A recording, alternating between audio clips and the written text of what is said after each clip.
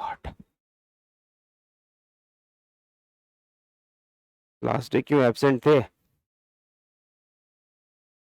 भागलपुर। अच्छा,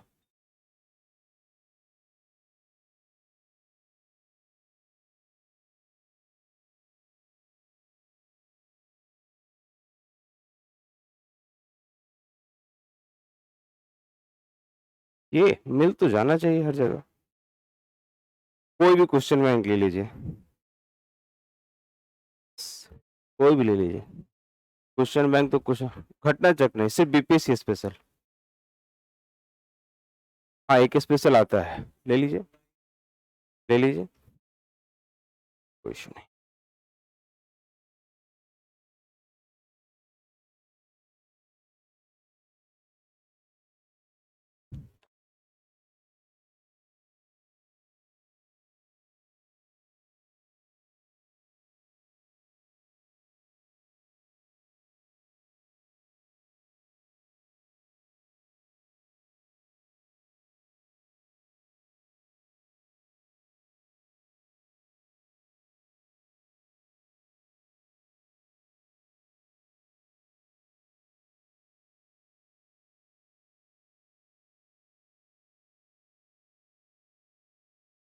तो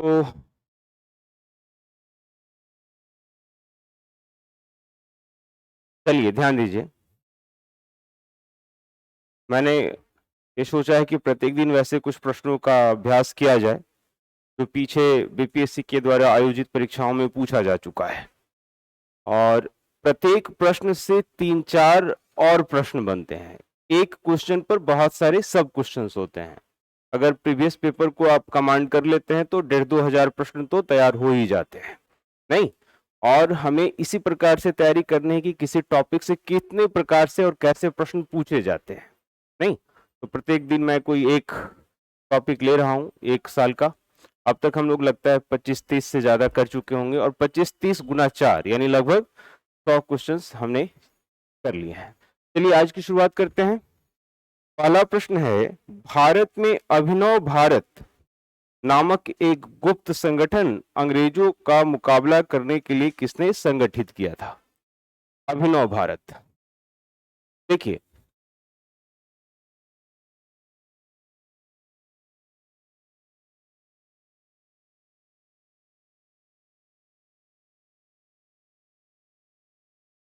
भारत की स्वतंत्रता आंदोलन में बहुत सारे ऐसे आंदोलनकारी थे जिन्होंने अपने स्तर पर काफी प्रयास किया था, नहीं? एक तो स्वतंत्रता आंदोलन की धार भारतीय राष्ट्रीय कांग्रेस के नेतृत्व में हो रही थी। एक दूसरा वे क्रांतिकारी थे जो जैसे भगत सिंह या फिर चंद्रशेखर आजाद, ऐसे लोग थे। और एक और भी था, एक समूह यह भी था जो अपने स्तर पर कार्य कर रहा था।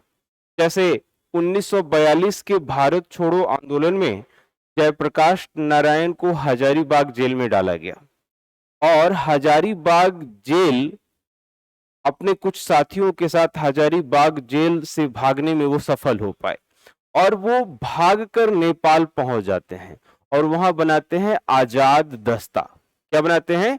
आजाद दस्ता। अब देखिए, बीपीएससी कितनी दफा सिर्फ आजाद दस्ता के बारे में पूछ देता है, या फिर जयप्रकाश नारायण हजारीबाग जेल से कब भागे, उनके साथ भागने वाले लोग कौन कौन थे ये पूछ देता है, कहां जाकर छुपे ये पूछ देता है, नहीं? तो हम कोई एक सवाल लेते हैं तो उसके साथ और भी बहुत सारे क्वेश्चंस बनते हैं। जैसे अभिनव भारत एक संस्था थी, गुप्त संगठन था, और इसको निर्माण करने वाले हम लोग के पास 4 विकल्प हैं: मंगल पांडे, भगत सिंह, वीडी सावरकर और खुदीराम बोस। क्या आप लोग को इसका उत्तर पता है क्या? वीडी सावरकर इसका सही उत्तर है, वीडी सावरकर। और वीडी सावरकर को ही वीर सावरकर कहा जाता है ना? वीर सावरकर से बहुत सारे प्रश्न लिए जाते हैं। उनमें से एक बहुत महत्वपूर्ण प्रश्न जो बार बार पूछा जाता रहा है कि 1857 की क्रांति या विद्रोह को वीडी सावरकर ने ही भारत का पहला स्वतंत्रता संग्राम कहा था, पहला स्वतंत्रता आंदोलन कहा था। प्रथम स्वतंत्रता संग्राम या आंदोलन ये पहला पॉइंट है। दूसरा प्रश्न लेते हैं आज का। ये तो मैंने प्रश्न लगता है डिस्कस भी किया है और मैं आप लोग के सामने पूछना चाहता हूं। इनमें से किस काल में स्वदेशी आंदोलन का भारत में उत्थान हुआ? स्वदेशी आंदोलन। आप लोग यदि सभी प्रश्नों के संग्रह को एक जगह लिखिएगा तो देखिए, तो ये सवाल अब रिपीट जैसे होने लगा। जहां तक मुझे याद आता है इसको मैंने रिपीट किया है। चलिए, स्वदेशी आंदोलन के बारे में बताइए, आप बताइए, क्योंकि आप शुरू के क्लास में भी थे। बताइए, स्वदेशी आंदोलन कब हुआ था? 2-3 पॉइंट याद रखना है आपको। इतिहास, खास करके आधुनिक भारत के इतिहास को अगर ठीक रखना चाहते हैं तो पहला तो टाइमलाइन। टाइमलाइन को आपको बार बार देखना चाहिए। प्रत्यक्ष रूप से सवाल वहां पूछ दिया जाता है कि यह घटना, यह आंदोलन कब हुआ था। ठीक है, तो पहला टाइमलाइन।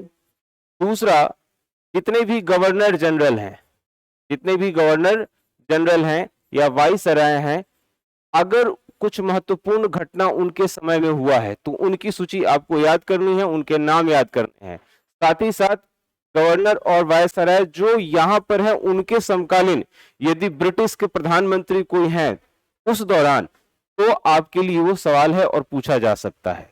प्रश्न कैसे पूछा जाता है, यदि इस पे कमांड कर लिए तो आपको पूरे इतिहास को पढ़ना और आसान हो जाएगा, समझना आसान हो जाएगा, परीक्षा पास करना आसान हो जाएगा।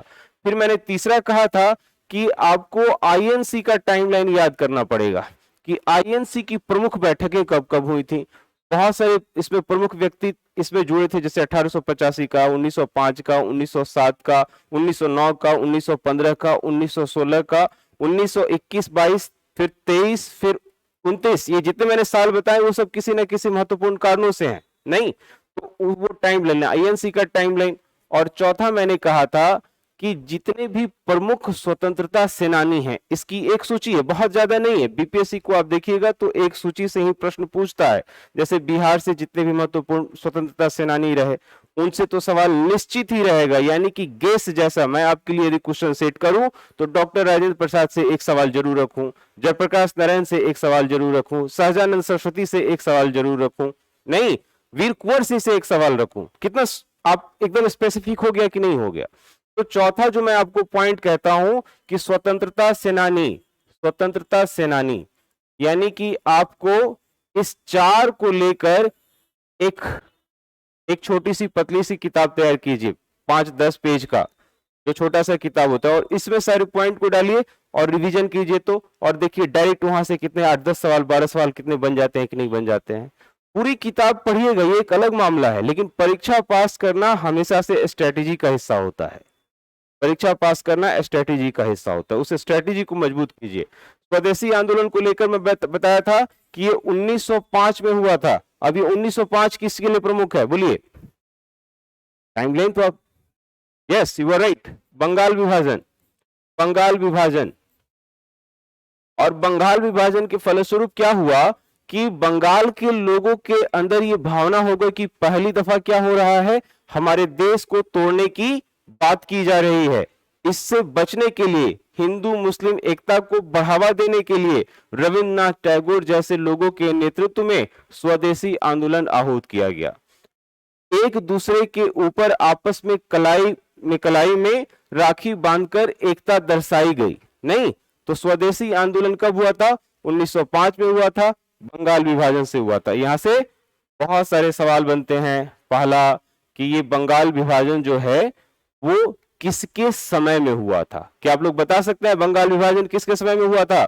यानी कि देखिए, ये मैं यहां से ले रहा हूं, गवर्नमेंट वायसराय, गवर्नर जनरल और वायसराय, तो किसके समय में हुआ था? कर्जन के समय में हुआ था। किसके समय में हुआ था? कर्जन के समय में हुआ था।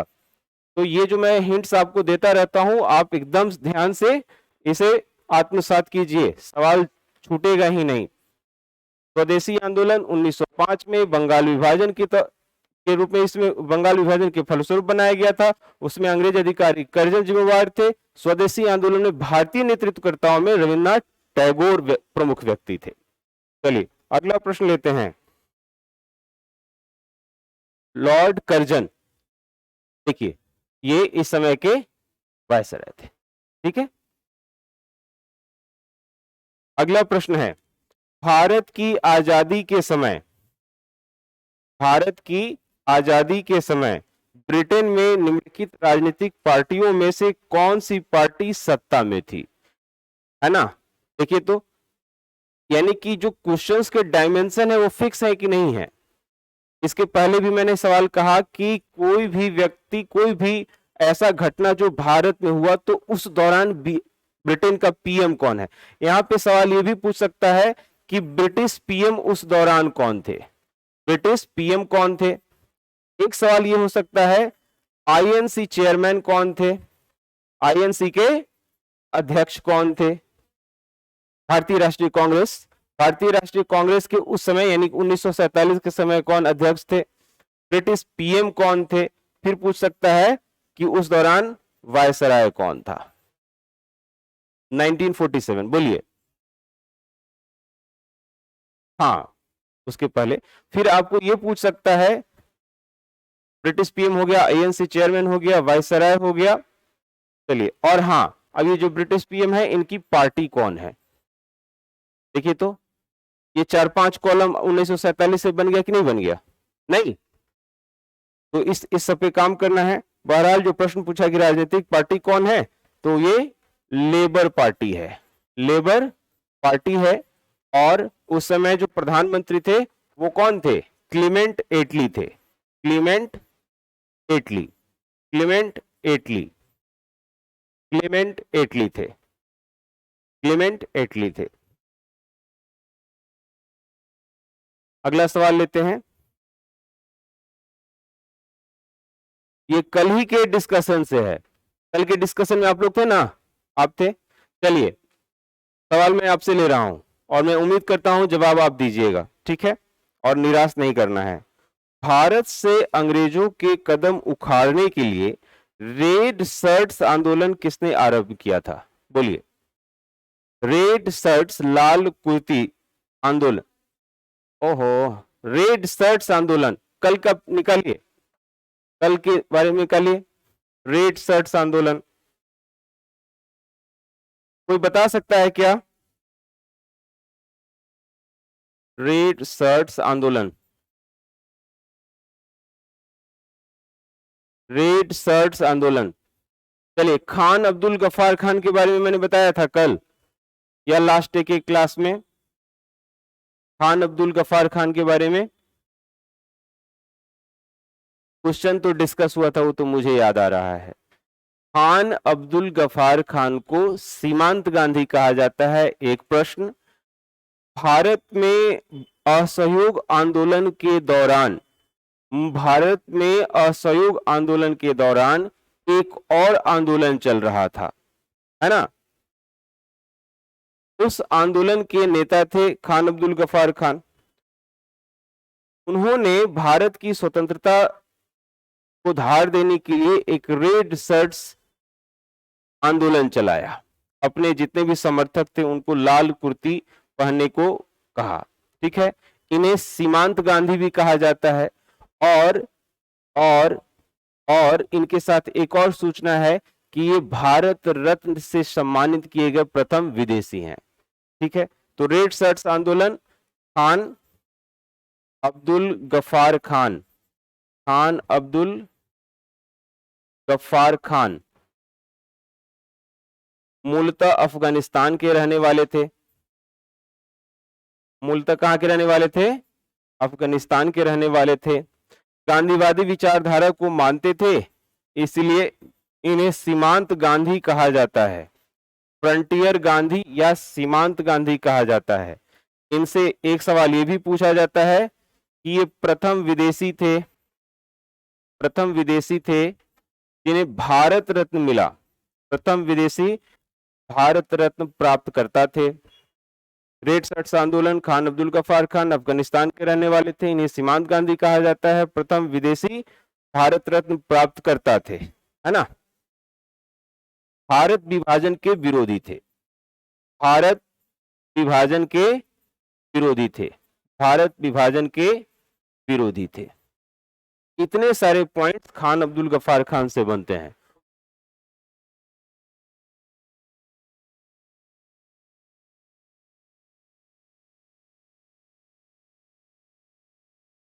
खान अब्दुल गफ्फार खान से जो ये प्रश्न पूछा जाता रहा है, अक्सर मैंने देखा है बीपीएससी के प्रश्न संग्रह से इतने सारे पॉइंट्स पर होता है। ठीक है, चलिए क्लियर है। आप लोगों को जो मैं प्रश्न संग्रह करवाता हूं उसे एक जगह आप लोग लिख रहे हैं, घर पे जाके उसको रिवीजन कीजिए, क्योंकि यहां पे मैं शॉर्टकट में लिखता हूं, लैंग्वेज तो लिखा नहीं रहा हूं, कोड में लिखा रहा हूं, तो आप रिवीजन कीजिएगा। वीडियो की सुविधा है, एक बार वीडियो देख लीजिएगा और रिवीजन कीजिएगा। यहां से जितने भी सवाल बन सकते हैं आप आसानी से कर पाएंगे। क्लियर है, समझ में आ रहा है? हाँ, चलिए नेक्स्ट क्वेश्चन है,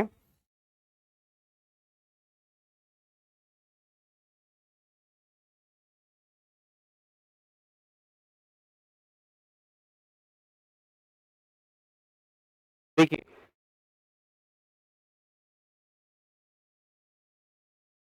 सवाल पूछा गया है कि 1923 ईस्वी में स्वराज पार्टी का गठन एक समूह के रूप में इनमें से किस संगठन से हुआ था? 1923 टाइमलाइन लिखे हैं आप लोग, टाइमलाइन लिखे हो ना बाबू। 1923 में स्वराज पार्टी का गठन हुआ, इससे कौन कौन से पॉइंट्स बनते हैं बोलो, जो सवाल के रूप में आपसे पूछा गया है। 1923 1923 क्यों महत्वपूर्ण है? टाइमलाइन निकालो, कॉपी है ना, यही कॉपी है, नहीं है यही कॉपी जो लगातार है। 1923 क्यों महत्वपूर्ण है? 1923 के पीछे की कहानी यह है कि 1919 में रॉलेट एक्ट के परिणाम स्वरूप जालियांवाला बाग हत्याकांड हुआ। जालियांवाला बाग हत्याकांड के परिणाम स्वरूप महात्मा गांधी, रविन्द्रनाथ टैगोर जैसे व्यक्तियों ने अपनी उपाधि वापस कर दी, और साथ ही साथ भारत में पहली दफा महात्मा गांधी ने कांग्रेस की सहायता से असहयोग आंदोलन छेड़ा। नहीं, असहयोग आंदोलन पूरे भारत में काफी पॉपुलर हुआ, क्योंकि 1919 की घटना के बाद जितने भी आम आदमी थे उन्हें एक कहा जा सकता है कि अंग्रेजों के खिलाफ काफी मन में गुस्सा था, तो उनके खिलाफ कोई भी आंदोलन में वो अपनी सहभागिता दिखाना चाहते थे। लेकिन महात्मा गांधी ने किसी भी आंदोलन को सत्य, अहिंसा के रास्ते से चलाने की बात की थी। 1922 में गोरखपुर का एक जगह है चौरी चौरा, इस चौरी चौरा में कुछ पुलिस कर्मियों ने आंदोलनकारियों के ऊपर हमला बोल दिया और आंदोलनकारियों को उकसाया, और आंदोलनकारी अंततः क्या किए कि उकसावे में आकर उन्हें थाने में बंद करके आग लगा दिए, जिससे 8 पुलिस कर्मियों की थाने में जलकर मौत हो गई। यह एक हिंसात्मक कार्रवाई थी। महात्मा गांधी को पूरा पता था कि अगर इसके आंदोलन आगे चलाया जाता तो अंग्रेज और हमलावर हो जाते। तो जैसे ही ये सूचना उन्हें मिली तो उन्होंने कहा कि भारत की जनता अभी भी आंदोलन के लिए मानसिक रूप से तैयार नहीं है, और ऐसा कह के उन्होंने आंदोलन को वापस कर लिया। जैसे ही ये आंदोलन वापस हुआ तो बहुत सारे ऐसे लोग जो महात्मा गांधी को खुलकर असहयोग आंदोलन में सपोर्ट कर रहे थे, वे नाखुश हो जाते हैं और कहने लगते हैं कि महात्मा गांधी का यह कदम क्या है, आत्मघाती है, बेकार है, यह कदम नहीं होना चाहिए। नतीजा यह होता है कि कांग्रेस में काम करने वाले लोग में ही फूट पड़ जाती है, और उन्हीं में से मोतीलाल नेहरू और चित्तरंजन दास के नेतृत्व में एक पार्टी बन जाती है जिसका नाम होता है स्वराज दल या स्वराज पार्टी। ये पूरी पृष्ठभूमि यही है। अब यहां से बहुत सारे सवाल आपको देखने को मिले। सबसे पहला सवाल कि महात्मा गांधी और रविन्द्रनाथ टैगोर ने इस घटना के बाद अपनी उपाधियां वापस की। अंग्रेजों ने उन्हें विभिन्न अवसरों पर उपाधि दी थी, जैसे रविन्द्रनाथ टैगोर को 1913 में नोबेल पुरस्कार मिलने पर उन्हें सर की उपाधि दी गई थी। 1914 से 18 के बीच में प्रथम विश्व युद्ध में महात्मा गांधी ने भारतीयों से कहा था कि अंग्रेजों को मदद करनी चाहिए और प्रथम विश्व युद्ध के बाद अंग्रेज हमें आजादी दे देंगे, लेकिन वो ऐसा किए नहीं।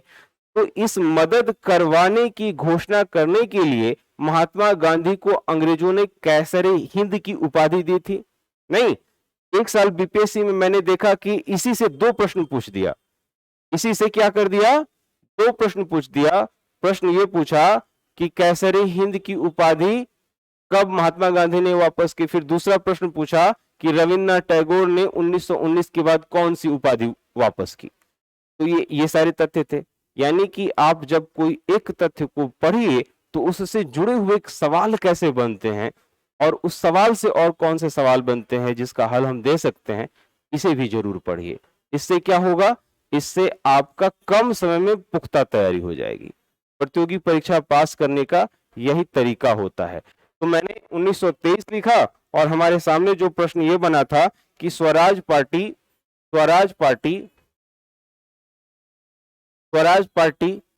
ठीक है, ये कहां से बना? तो कांग्रेस से बना। स्वराज पार्टी कहां से बना? कांग्रेस से बना। और किसने बनाया? तो मोतीलाल नेहरू और Chittaranjan Das.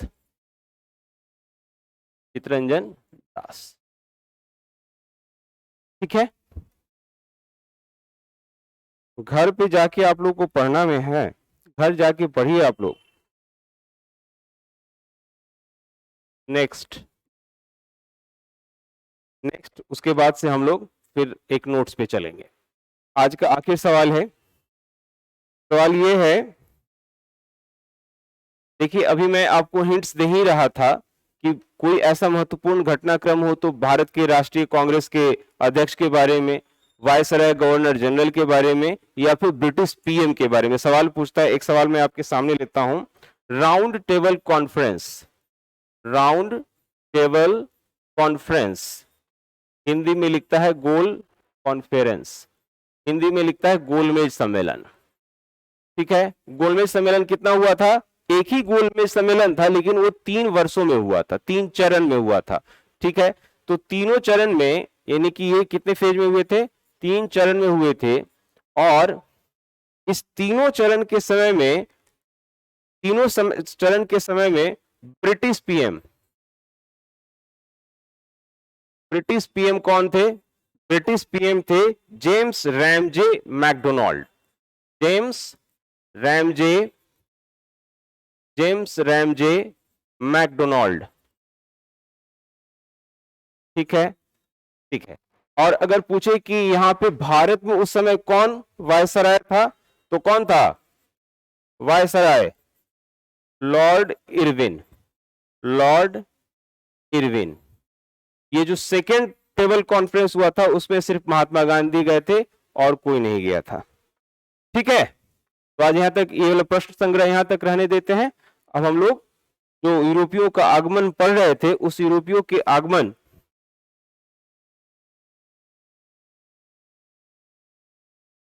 James Ramsay MacDonald.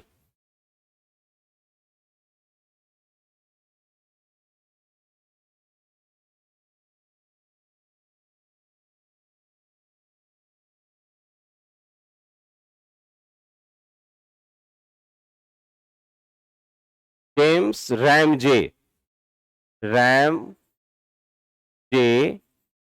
James Ramsay MacDonald. ठीक है, चलिए लास्ट डे हम लोग देखे थे भारत में डचों का आगमन। ठीक है,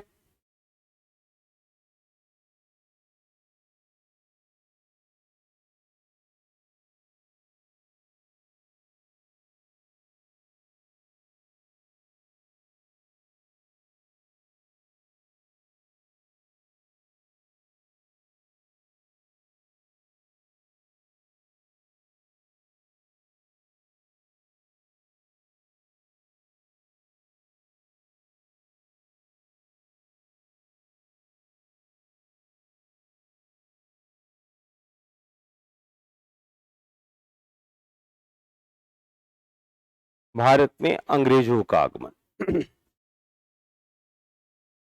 आप लोग पुनः लेट कर लिए।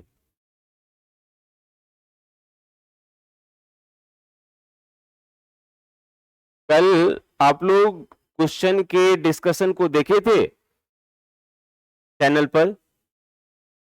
नहीं देखे? अरे ऐसे कैसे होगा? चलिए, भारत में इसके पहले हमने पुर्तगीज के आगमन को देखा था, डचों के आगमन को देखा था। आज हम लोग देखने जा रहे हैं भारत में अंग्रेजों का आगमन। देखिए, सबसे पहला, इसमें पहला जो पॉइंट बनता है, ईस्ट इंडिया कंपनी की स्थापना। ईस्ट इंडिया कंपनी की स्थापना 1600 ईस्वी, और कहां पर? लंदन में। 1600 ईस्वी लंदन में, ये पहला लिखिएगा। ईस्ट इंडिया कंपनी की स्थापना 1600 ईस्वी में लंदन में हुई थी। 1600 ईस्वी में लंदन में हुई थी। 1600 ईस्वी में लंदन में हुई थी। उस दौरान भारत में उस दौरान भारत में मुगल शासक उस दौरान भारत में मुगल शासक अकबर उस दौरान भारत में मुगल शासक अकबर उस दौरान भारत में मुगल शासक अकबर का शासनकाल था। उस दौरान भारत में मुगल शासक अकबर का शासनकाल था। ठीक है, चलिए दूसरा point.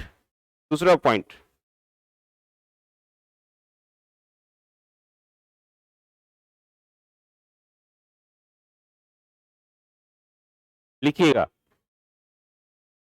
British east India company ने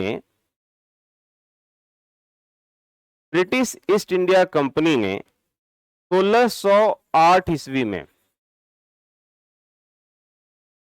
ब्रिटिश ईस्ट इंडिया कंपनी ने 1608 ईस्वी में सूरत 1608 ईस्वी में सूरत कहां है? गुजरात में है ना। तो कितनी दफा सूरत लिख देगा, कितनी दफा भारत का पश्चिमी तट लिख देगा, और कितनी दफा गुजरात लिख देगा? मैं आप लोगों से तो उम्मीद करता हूं कि इनमें से तीन में से कोई भी नाम लिखे तो आप आसानी से पकड़ लीजिएगा। नहीं तो भारत में ईस्ट इंडिया कंपनी ने 1608 ईस्वी में सूरत में व्यापारिक केंद्र खोलने का प्रयास किया, और इसी क्रम में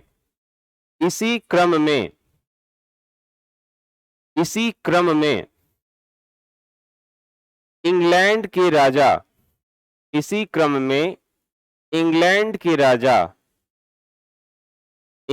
के राजा जेम्स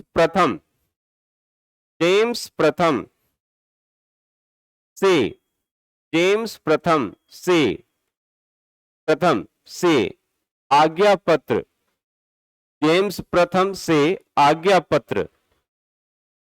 पत्र लेकर मुगल बादशाह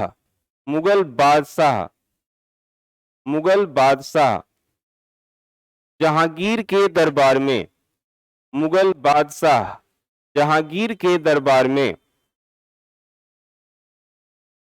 कैप्टन हॉकिंस, याद रखिएगा, कैप्टन हॉकिंस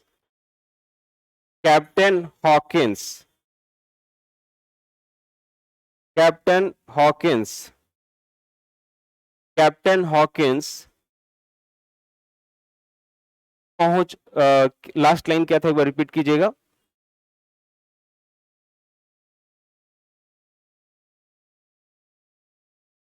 गया था, कैप्टन हॉकिंस गया था, लेकिन स्थानीय लोगों के विरोध के परिणाम स्वरूप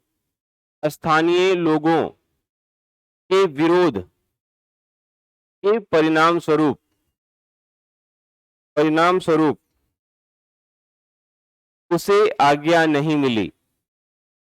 स्थानीय लोगों के विरोध के परिणाम स्वरूप उसे आज्ञा नहीं मिली,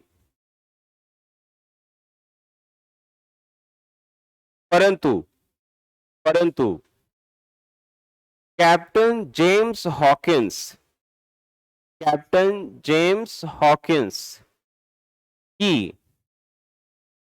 फारसी और कैप्टन जेम्स हॉकिंस की फारसी और मुगल तहजीब, फारसी और मुगल तहजीब, फारसी और मुगल तहजीब की जानकारी से प्रभावित होकर जहांगीर ने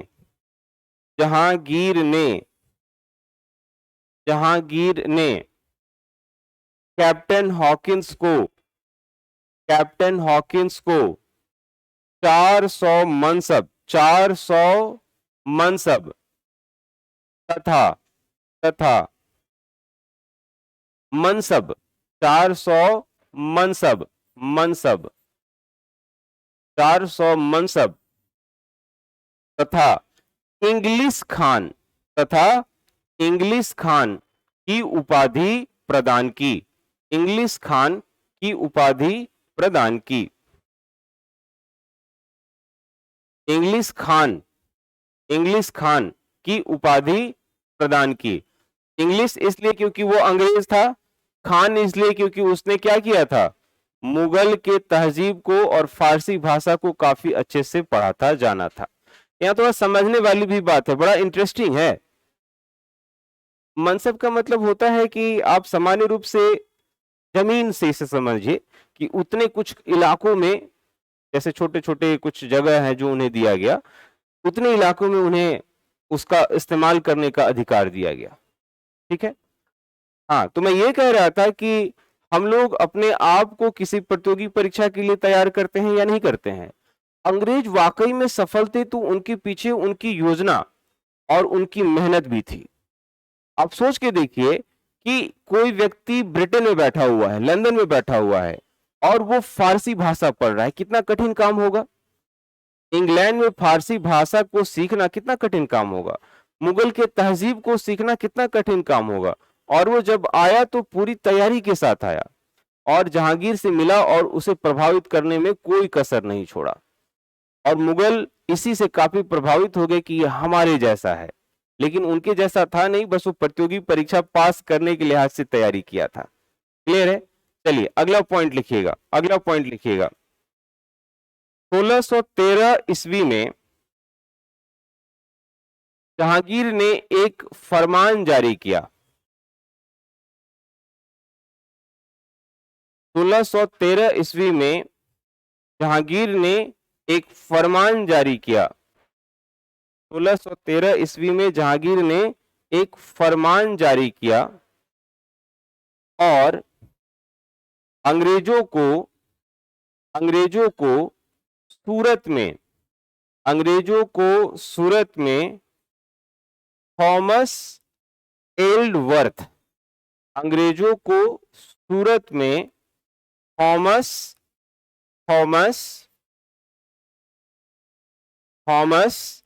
एल्डवर्थ